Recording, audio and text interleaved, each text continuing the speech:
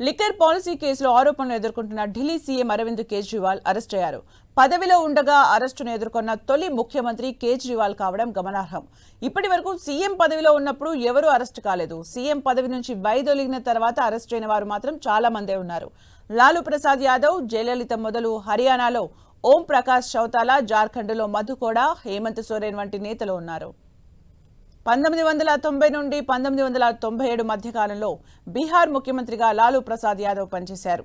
దానా కుంభకోణం కేసులో రాష్ట్రీయ జనతాదళ్ అధినేత లాలూతో పాటు మాజీ సీఎం జగన్నాథ్ మిశ్రాలను 2013లో న్యాయస్థానం దోషిగా తేల్చింది. అనంతరం జైలుకు వెళ్లిన ఆయన బెయిల్పై బయటకొచ్చారు. 1991 నుండి 2016 మధ్యకాలంలో పలుసార్లు తమిళనాడు ముఖ్యమంత్రిగా జయలలిత పనిచేశారు. కలర్ టీవీల కొనుగోళ్ల వ్యవహారంలో అవకతవకలకు సంబంధించి కేసులో 1996 డిసెంబర్ 7న అరెస్ట్ అయ్యారు. అప్పుడు నెల రోజుల పాటు జైల్లో ఉన్నారు. ఆదాయానికి మించిన ఆస్తుల కేసులో 2014లో న్యాయస్థానం ఆమెను దోషిగా తేలుస్తూ తీర్పు వెల్లడించడంతో మరోసారి జైలుకు వెళ్లాల్సి వచ్చింది. ఇక 1989, 2005 మధ్య హర్యానా ముఖ్యమంత్రిగా ఓం ప్రకాష్ చౌతాలా పలుసార్లు పనిచేశారు.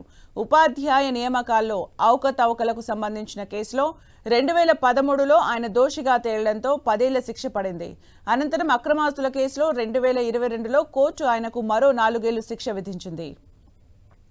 ఇక 2006, 2008 మధ్య జార్ఖండ్ సీఎంగా పనిచేసిన మధు కోడా మైనింగ్ కేసులో 2009లో అరెస్ట్ అయ్యారు.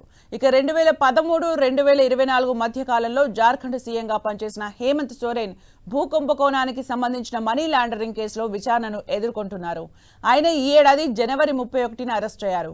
అంతకుముందే ఆయన సీఎం పదవికి రాజీనామా చేశారు.